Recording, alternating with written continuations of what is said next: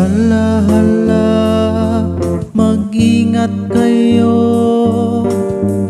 sa inyong testimonyo. Alalahanin yung Kristiyano kayo. Tinitingnan ng mga tao, mayroong nagsasabing maglilingkod ako.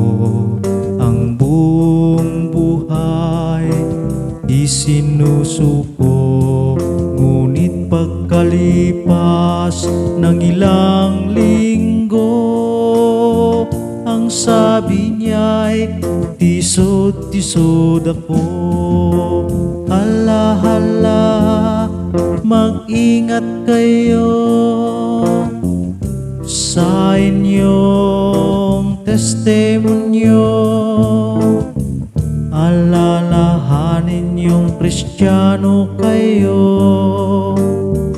Tinitingnan ng mga tao, mayroong naman tayo ditong mga membro sa loob ng simbahan, pagkasanto-santo.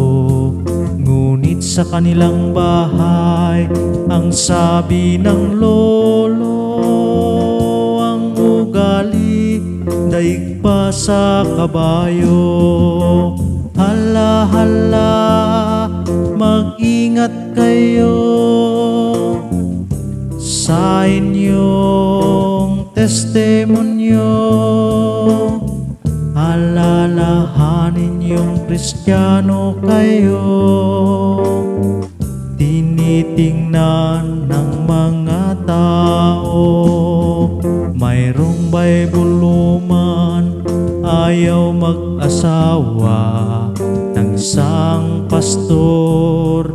Butas daw ang bulsa, saka pipili niya siya'y nakapag-asawa.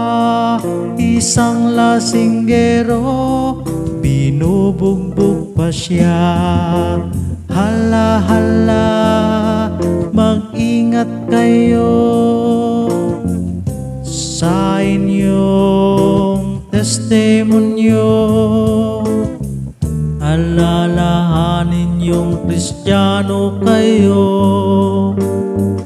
Tinitingnan ng mga tao, mayroong isang binata tapat kong maglingkod. Kahit anong pagsubok, hindi natitisod. Merong isang dilag, puso niya'y nalugod. Binata'y binastet, biglang tumalikod. Hala, hala, mag-ingat kayo sa inyong testimonyo.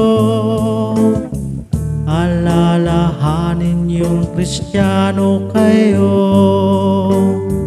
Tinitingnan ng mga tao, mayroong isang Kristiyano, grabe kung sumunod.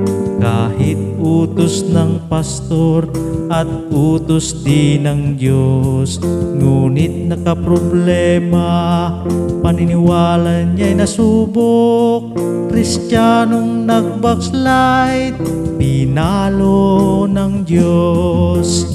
Hala, hala, mag-ingat kayo sa inyong testimonyo. Alalahanin yung Kristiyano kayo.